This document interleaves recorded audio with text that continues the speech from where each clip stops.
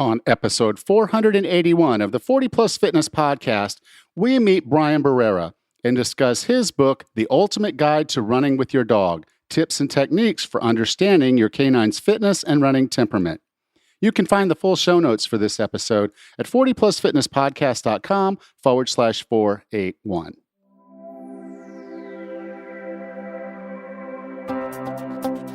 Have you decided you're ready to make a change? To reclaim your health and fitness? The 40 Plus Fitness Podcast is here for you. I'm your host, Alan Meisner. I'm an NSAM certified personal trainer with a specialization in corrective exercise and fitness nutrition. Let me be your coach as you find your way on your health and fitness journey. All right, let's go. If you're ready to lose weight and keep it off, you need to check out the 40 Plus Fitness 12-week GAS program. GAS stands for Guidance, Accountability, and Support. It is a special program that is helping people just like you lose weight in a fully customized, sustainable way. I currently have 2 openings in this small group program, so don't delay. Go to 40plusfitnesspodcast.com/gas. Tell me a little bit about yourself, and we'll get on a call to see if the GAS program is right for you. 40plusfitnesspodcast.com/gas. Hey, Raz, how are things going? Good, Alan. How are you today? I'm doing okay. It's been a busy week, but not nearly as busy as your week. You've got some pretty exciting news. Yeah. I just got my RRCA running coach certification. So now I am officially a running coach, and I'm pretty excited about it. Congratulations. Thank you. Thank you so much. That's pretty cool. It is. It was a great class. I learned a lot. And of course, I knew a lot because I've been running for 20 years. But it was really a good class and very informative. And so now I feel very ready to be able to coach somebody. Perfect. All right. Well, let's get into our conversation today, which is also about your favorite topic, running. Yay. Okay. Our guest today is the co-founder and owner of the DC Dog Runner, which specializes in running with dogs to promote health and fitness through vigorous exercise. Starting with their first client, Diesel, he and his wife have built DC Dog Runner into a 12-person operation that runs more than 50 dogs per week. With no further ado, here's Bryan Barrera. Bryan, welcome to 40 Plus Fitness. Thank you. How are you, Alan?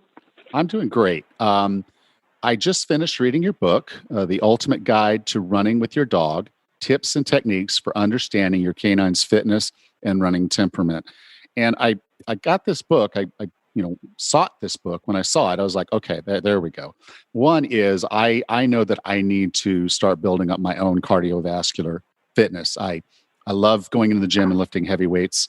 My dog can't do that with me. He can hang out and watch. But I love lifting weights. I need to do some more cardio, and I have this new dog, and we're going to talk about him in a little bit. But he has all this energy. He's just about a year old, and so I'm like, I need to go do something with him. I need to keep him busy because he's a chewer. And he's, a little destructive. And so there's some behavior things I want to deal with, but just also the energy. He's obviously a fit dog that needs to be active. And so I want to give him that opportunity. But rather than me go out and do my runs and then come back and do something active with him, I just thought it would make sense if we could do it together. So when I saw your book on running with your dog, I was like, yeah, this is something I want to get into. Awesome, man. I think, you found the right spot then. I think that's an interesting thing. We've run dogs for people who are marathoners, and it is a different kind of running. So that you've already sort of made that observation that it is going to be a little bit different because there is a preference to kind of want to run on your own. And for whatever reason, people like to run, whether it's to check out, to listen to podcasts, to listen to music and get amped, whatever that is, it is different because it is about the relationship between you and the dog on top of being healthy and physically fit. Yeah. Okay. So, I kind of brushed on the topic of reasons that you want to run with your dog. Could you dive into that a little bit more? I mean, dogs need structure and they need something, and running can be a part of that. Can you kind of give us kind of the lay of the land? What benefits is our dog going to get from a running regime with us?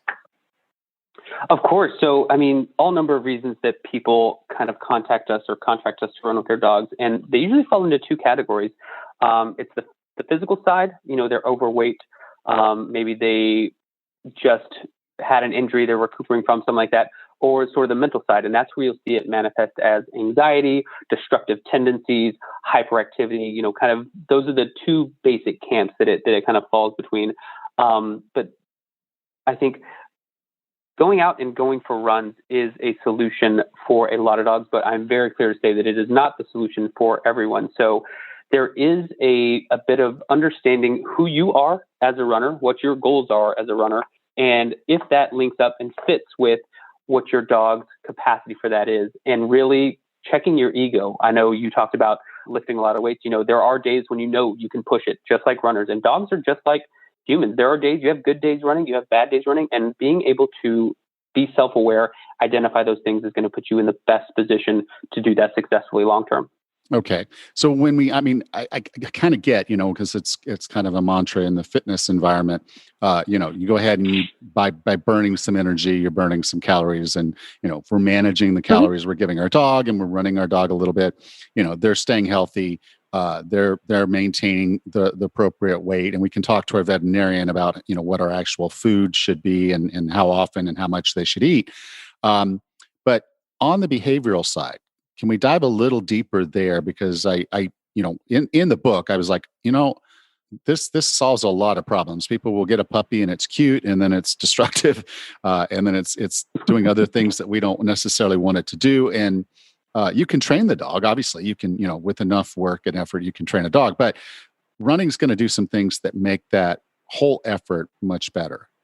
Yeah, I think it helps to step back a little bit and think about sort of what was the purpose for dogs when they originally kind of became companions for people, right? Originally, they were useful on farms or doing work. They had jobs, and that was sort of they earned their keep, right? It wasn't just like what it's become over the last sort of like 50 years where we just kind of take care of them and love them. And like, it's our job to provide the things for them. Like, people didn't have maybe the funds, there were, I think in the book somewhere I wrote as well about, and if I didn't, I meant to, dogs of like leisure dogs like that were for sort of the upper class people, and people that had dogs that were sort of middle class. They needed them to do work. You couldn't just afford to feed a dog. They needed to go out there and help you round up cattle, or they needed to help you on, if they were running out with the firefighters, or, they had jobs. And slowly over time, that's kind of gone away. But that instinct and that desire to work is still within them. So what we've noticed is when they do go for a structured run, and when I say that, on leash with you intentionally for 30 or 60 minutes, and it can go further than that, but that's sort of for the purpose of like the conversation, within the context of what our company does, 30 and 60 minutes, we can see a change in them sort of on the run, and you can see the anxiety or whatever is manifesting that they are not getting. If they're not getting enough exercise, if they're not getting whatever it is, you can see it on the run switch in them from, okay, we're out here having fun. I'm zooming across left and right, trying to sniff every tree, trying to bark at everything. And they get so lasered and focused on the run because that is their work to them. And I think it's calling to that like internal, like bygone era of what they used to do. So it's really phenomenal to see when you can get into a groove with your dog, and then just like how effortless they can really bang out those miles once they have sort of gotten trained up. Yeah. It's funny. You in the book, you talked about how Dalmatians were used to basically run in front of the firemen. So people knew they were coming and would clear out of the way. Every picture I've ever seen of a Dalmatian, they're sitting in a fire truck. They're not I'm like, oh, okay. So yeah, they kind of lost their job somewhere along the way. And now we need to give them some structure, some function. And then that kind of just becomes their job. And, they begin to identify as, okay, this is my duty. This is my thing I do. And that gives them that purpose. And therefore they can burn off the energy feeling productive. Right. Cool. Yeah. Okay. Now, there are some breeds that you don't want to run. And there are also some times when you might not want to run a dog or any dog or maybe just some breeds. Can you kind of get into a bit of which dogs should not run? And then again, if there's times and weather and things like that where we don't want them to run, that we understand that as well.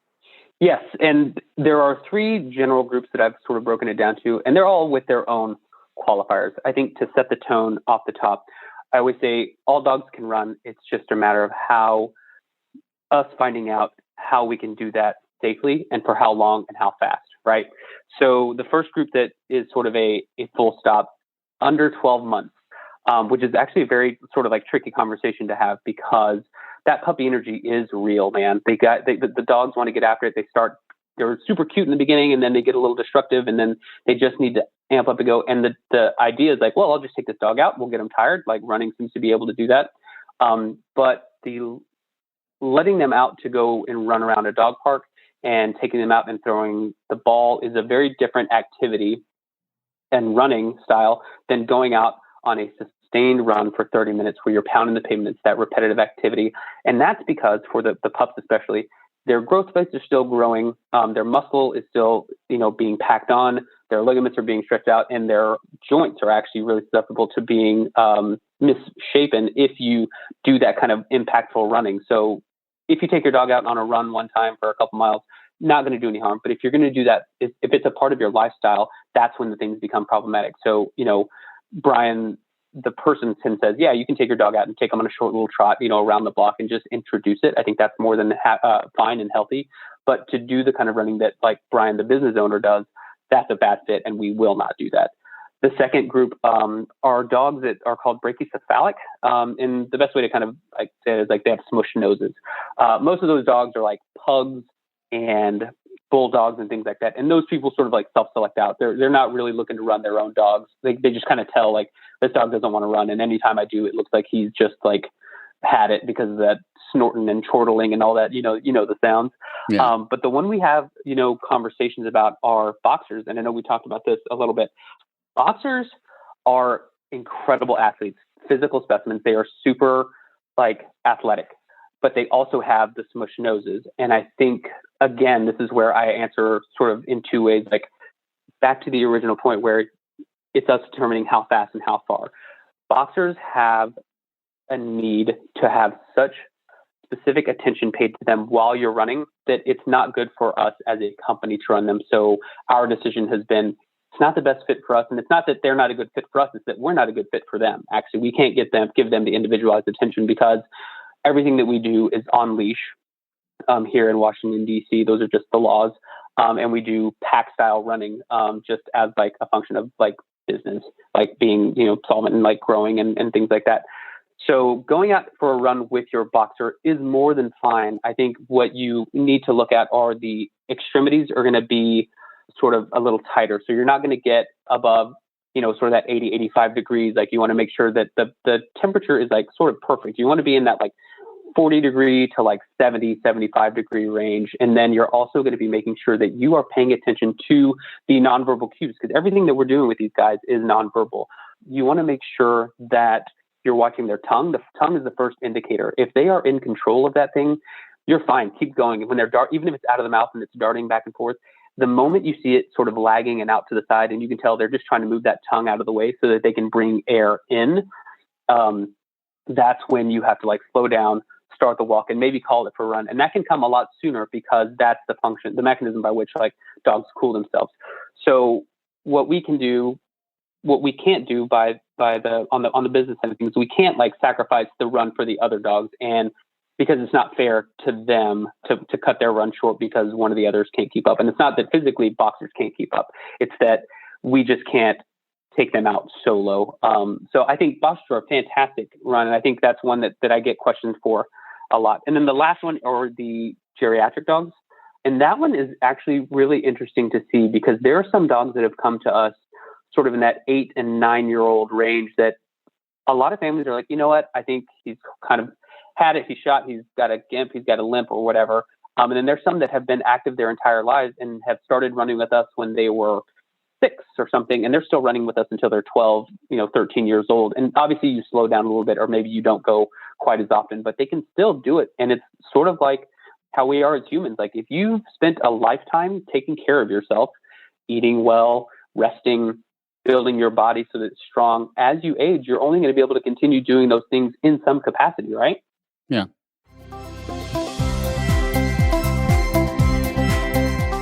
This episode is sponsored by ExoSkin Performance Athletic Apparel. There's nothing more frustrating than getting blisters or chafing on a run. It's painful, annoying, and disrupts training. I used to get blisters all the time. I've tried every sock on the market, used all the lubrication products, and even taped my feet. Finding ExoSkin traditional and toe socks saved my feet. ExoSkin is seamless athletic apparel that is 100% made in the USA. Every ExoSkin product features their two patented fibers, PTFE and copper, which reduces friction, rapidly wicks moisture, and dries really fast. ExoSkin makes a full line of apparel to cover you from head to toe. All the products are breathable and don't shift while running, which means no blisters or chafing. I've worn ExoSkin socks through water puddles, mud, and in the snow, and my feet have stayed warm and blister-free, even when wet. I can't emphasize enough how much of a game changer that ExoSkin has been for me. Give ExoSkin apparel a try and use the discount code 40PLUS, 40PLUS, for 20% off your order. Go to www.exoskin.us and place your order using the discount code 40PLUS. Every ExoSkin product is backed by a 30-day money-back guarantee. Try it for 30 days, and if you're not totally convinced, they'll give you a full refund. Once you give it a try, let me know what you think.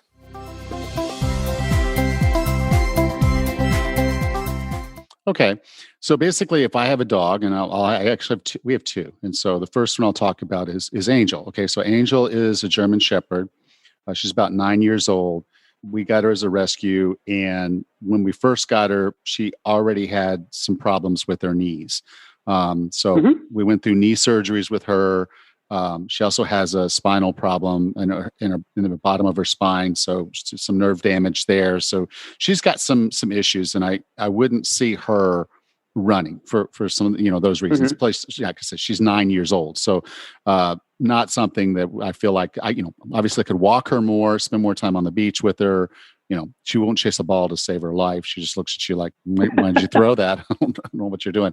But another dog gets a ball and suddenly she wants to take the ball from the other dog. So she can play, she can have some fun. And we just recently got another rescue. Didn't really intend to have another dog, but he needed a home. And so he has a home, and he's about a year old. Best we can tell, he's probably a mix of maybe a boxer and a pit bull. So it's not the complete smush nose of a boxer, but it's kind of in the middle of that build of a good, strong, muscular dog, right at about a year old. And he just has more energy than the son. And I know I got to do something with him. He will chew things up. I've already lost a pair of water shoes. And my wife has lost some things. So we need to give him some deals. So he's short hair, but we live in Panama. So, morning runs would probably put us in that 70 degree weather. Yeah. But obviously I couldn't stay out too long with him because it would start to warm up, and I just have to be very careful and watch him. So I appreciate that. So all that kind of makes sense to me now as we went through this. Now, the other thing I liked in the book was I guess you gave a lot of practical advice. So, you're going to want to kit up. You're going to want to have the right leash. You're going to want to have, some supplies and things brought with you, water for you, water for the dog, different things. And then just the skill of running with the dog, which is a whole new thing for me to learn, which I love. But the core thing I got in the book, and I was like, okay, so now I want to do this run. You even include guidelines there of saying, okay, so over the next 6 weeks, let's get your dog ready to go from, as you said, doggy couch to 5K. And in looking at the program, it kind of fits almost exactly how I would train someone, albeit I think the dog will accelerate through this a little bit faster than we might. But could you kind of talk about your prep? That it's like a 6-week program to kind of get your dog into running shape. Of course. And, I think you nailed it on the head there. It is sort of based on what we have done as runners and getting from couch to 5K for us too. That's definitely what I modeled it after. And I've found that a lot of those things work for them too. And you are also right that dogs pick this up so much quicker, and they can bounce back a lot quicker than you. So I think it's so deliberate. I thought it was better to write it sort of in this way, where it's maybe a little long for most, sort of as to not discourage those that weren't seeing the results of like a 4-week program, right? So I thought people can look at their dog and modify it and sort of scale it up if they needed to, because they're going to have those sort of next steps. If they're saying like, actually, my dog is sort of chewing up this like 2-minute walk, 4-minute, in week 3, like Tic Tacs, I think we can sort of maybe bump it up a little bit quicker. So that's kind of why I modeled it after like a 6-week thing, which is like, okay, that's a reasonable amount of time that you're going to commit to like doing this. But if you needed to, you can always bump it up a little bit quicker because you're going to have that written there. Whereas if I'd written it over like a 4-week, maybe somebody's like, well, what do I do in between here? This is a big jump. My dog seems not ready, but he seems like perfectly capable of doing what's here. So I think that's why I ended up doing it sort of that extended out weeks. Was there anything specific about sort of the plan or anything like that? Happy to flush that out for you. Well, what I thought was really good about it was you committed a given amount of time to each workout. So it's like 30 minutes.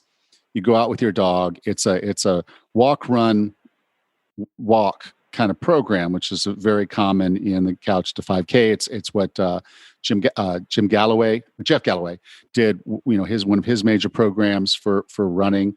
And so as I was kind of looking through it, I was like, okay, yeah, this is a little bit more ambitious than I think a person would want. But that's actually part of maybe the coolness of all this is knowing that your dog has that resilience. You could do your own 5K for a human and do the half hour. And then that becomes your structured half hour. Now, once you get your fitness up to a point with your dogs, the dog's going to be able to keep up with you. The dog's going to be able to recover as fast, if not faster than we do, especially those of us over 40. So I just thought it was a really good program in the book to be able to go through and say, okay, here's some structure if I'm just not quite sure.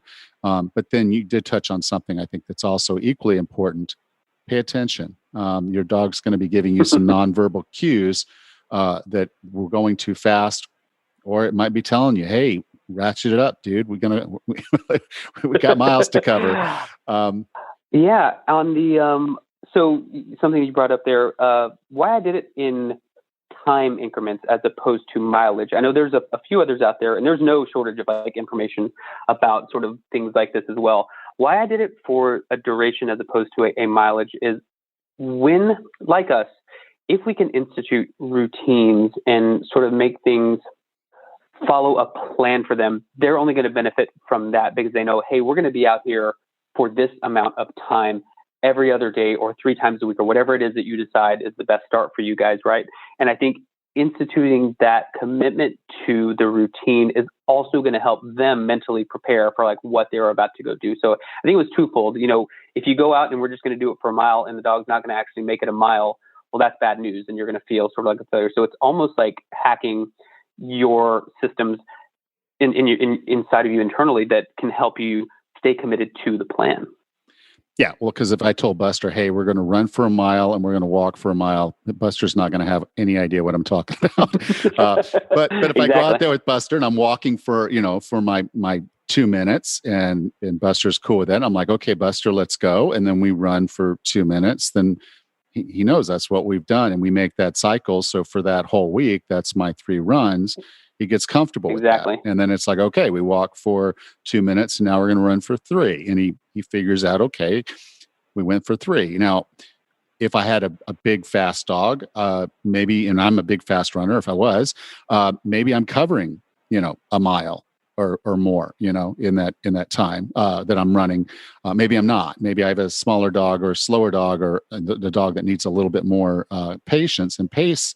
And so we're not quite putting in the miles the way you would think. But, a good 30-minute workout 3 times a week is going to be beneficial to you and obviously now beneficial to your dog.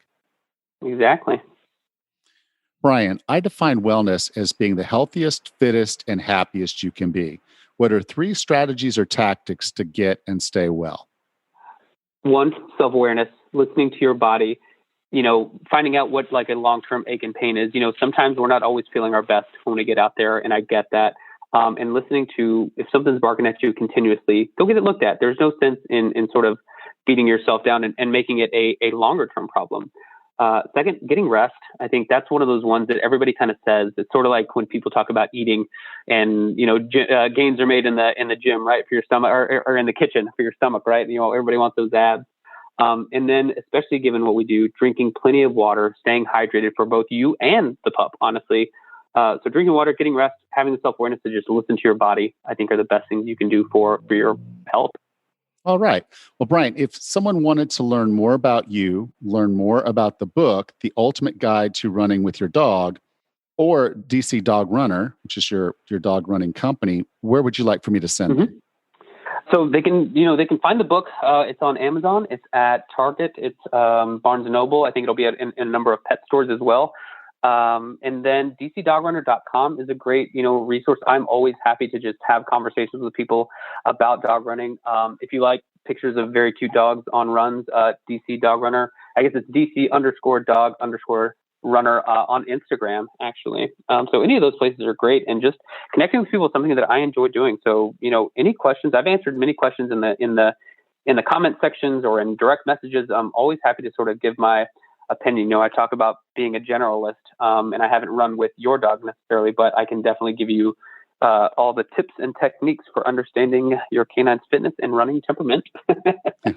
Well, the book was definitely a really good resource. It's something that I'm going to pay attention to as I start trying to put together a program for Buster and myself. So thank you so much for being a part of 40 Plus Fitness. Of course. Thank you for having me on.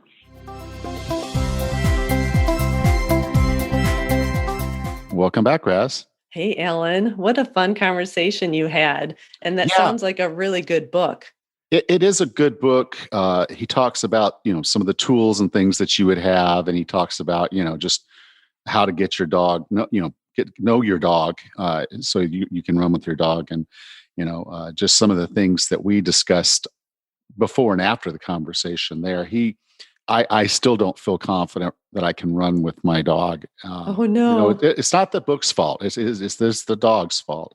Mm-hmm. He has no understanding of most anything, and mm-hmm. while I know he's trainable, it's just I know he's going to cut in front of me. I know he's going to see a cat or a bird and want to take off, and so I would just say if you're and you've got some experience with this, but if you're going to start running with your dog, it's a slow process. And I know he puts a kind of a couch to 5K for doggies version in there. That's if you're already a pretty strong runner, you've got good balance, everything's optimal, and you have a good place to train your dog. Around here, I really wouldn't have anything that I would feel confident other than running up and down the beach. Would be about the only place I would feel safe. And then it would be a trial and error of trying different leashes and just doing different things to a point where I would feel comfortable that he wasn't going to take me for a spill. Right. And that actually probably would be a good place to start training him. And I do have a little bit of experience. When I first got my dog, Stella, she was about a year old. She was a rescue, and she was picked up as a stray, which means she had no manners, no commands, no behaviors, and certainly no experience on a leash. So when I hooked her up to a leash for the first couple times, she pulled like a fish on a line. It was an awful lot like fishing. She would be in front of me a couple feet and zigzagging all over the road, smelling at things, looking at things. And then she would come to an abrupt stop. And I did a couple of Supermans over her with getting a little bit of road rash. She tripped me a few times. And that's when I started to do some research. And we put her on a gentle leader collar, which I really recommend for new time dogs that need to get used to walking and running on a leash, because that puts all of the control on on you. Their neck muscles are really weak, and a gentle leader goes around their nose and above the upper part of their head, like behind their ears. And their neck muscles are really weak. So if you want to start, change direction, stop, any command, they'll feel it. They'll feel it really quickly.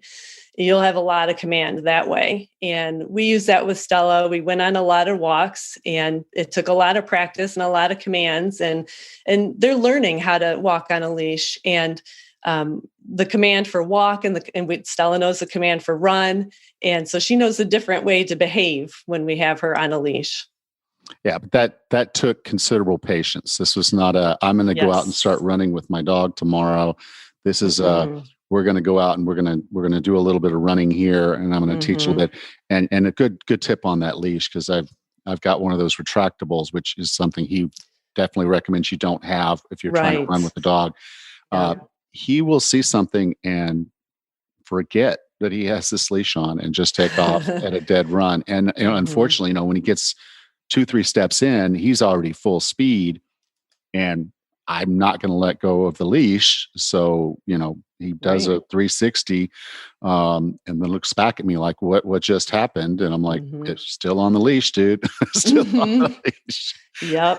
And that takes total practice. And I retractable leashes can be really dangerous for you and the dog because it's easy to lose grip of that plastic handle. So now with Stella, I have her walking on my left. That way I'm facing traffic and I'm on the road and she's on my left side. So she would be on the inside of the shoulder. That way she can't dart in front of a car or into traffic or for any, which she wouldn't, but because I've trained her. But I'm on the side facing the traffic. And so I have her directly on my left. I want her head where my knee is. That way she won't dart in front of me and trip me like she has in the past. And that way I have a tighter rein on her leash. There's a shorter leash, and I have a little bit more control over it as well.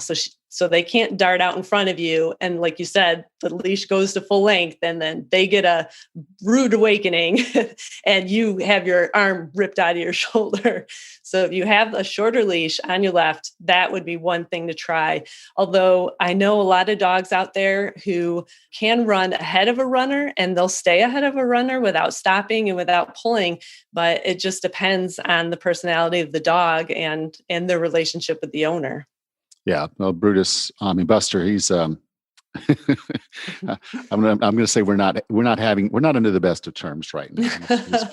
He's not been the best dog. He likes to tear up Tammy's plants, and she gets Ah, angry, and then of course, yeah. unhappy wife, unhappy life. So yeah, I definitely know I need to get him out there, get some exercise. It might just be, and this is another thing that Brian talked about, was sometimes just running your dog is quite literally what everybody else does, and it's just Hmm. playing fetch. Let the Yeah. dog get out and just free run and play Hmm. fetch with it, because that's the temperament of the dog, and how that dog's going to get healthy, stay healthy, and be Hmm. active. And you know, what I've found with dogs is if you start running down the beach on your own, the dog's going to run along with you. So, if you can, and, make sure you're obeying any kind of leash laws and things like that. Yes. But, basically giving that dog the freedom to kind of play with you, if you Hmm. will, might be a better choice for me than Hmm. trying to be a road racer with him right now, because he's just too rambunctious. And I wouldn't feel comfortable looking out for taxis, looking out for him, and all of Hmm. that. So yeah, but it's a good book if you're interested in learning how to run with your dog, or learning if your dog is the right kind of dog to be run, because not all dogs are. Hmm. But so it's a really good book for basically knowing your dog well enough to know if he or she could be a runner. And if they are, it gives you kind of some guidelines on equipment and things like that. And so you can do it safely. But as always, anything you're going to do, running wise or otherwise outdoors, is know your environment, be Right. safe, bring water for the dog. Yep. Now you got to carry your water, and maybe the dog needs to carry some water. Figure that out. Hmm. But so there's just, as you're going to do this, like any new thing, go slow, have patience, and now patience for two, because it's not just you, but you also have to have patience that the dog is gonna get where you need them to be, so that you can have safe and productive runs. Yeah, that sounds great. Sounds like a great book. Very helpful tips in there. All right.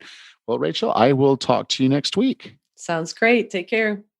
Next time on the 40 Plus Fitness podcast, we discuss why it's important to prioritize you if you want to get healthy and fit after 40. Until then, have a happy and healthy day.